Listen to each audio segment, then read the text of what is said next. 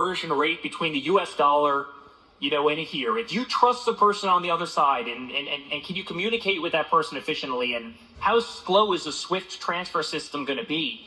And how many fees are going to be taken by the issuing bank and by the receiving bank and by the currency conversion and whoever processes the technology? And what crypto does, it actually makes that whole process kind of redundant, right?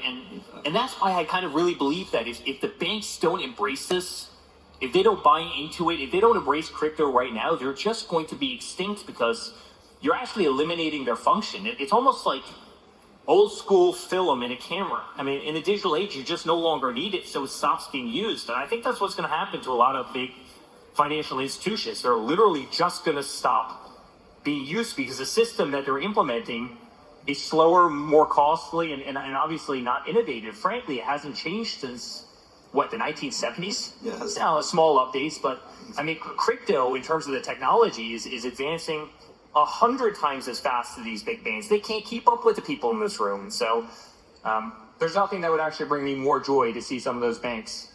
They came after us so viciously and came after so many other people, many of the people in this room so viciously, kind of fall to the very people that they came after.